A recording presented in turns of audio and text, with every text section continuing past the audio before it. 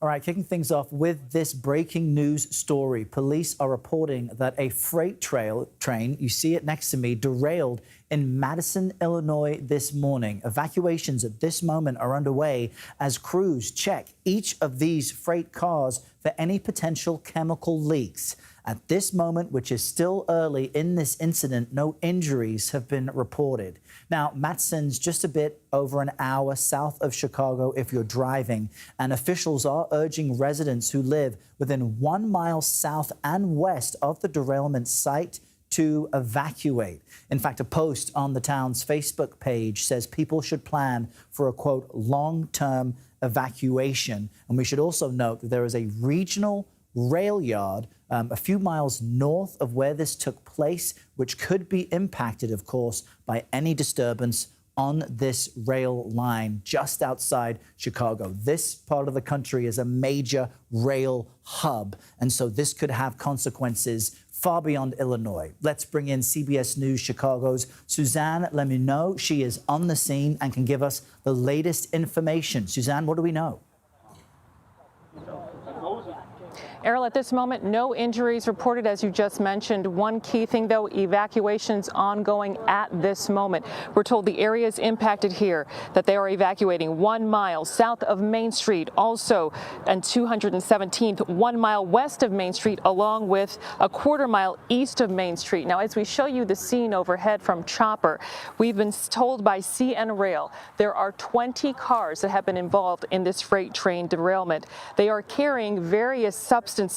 At least one car may be leaking. They have been painstakingly going over every single car to make sure that there are no substances leaking from the others in question here among the 20 total.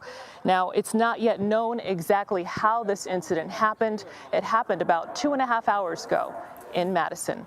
I am live. Suzanne Lemineau, CBS News, Chicago. And Suzanne, that risk of there being a potential chemical leak from these freight cars must be unnerving to locals there. We all think back to East Palestine, Ohio, in which there were medical consequences. You know, some of these chemicals, depending on what they are, you may not be able to smell, you may not be able to sense or even see. I know you just arrived on the scene, but how are local officials responding to the massive risk that this potentially carries? Well, at the moment, we know that they have contained the area. They're keeping us quite a distance. You can probably see right behind me here a police presence. They've blocked the area that leads right to the train car area where the derailment, I should say, has happened. Meantime, in speaking with some of the people who call this area home, those who work nearby, I did interview one gentleman a short time ago, and he said he's very concerned. He got an alert, believe it or not, from his Ring camera.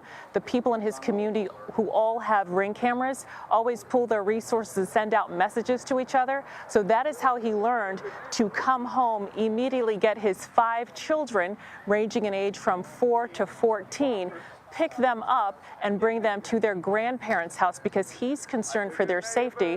Again, there's no indication as to what the substance is that may be linking. Again, we're told possibly one car does have a leak. We're told there are substances. We're not told what they are. Again, we still don't even know how this incident happened at this point. Errol. Wow, Suzanne, so many questions, but significant that the community there is helping each other stay safe and share information and updates. We, of course, want you to stay safe as you continue to gather information on this as well. Suzanne, let me know there on the scene in Illinois. Thank you.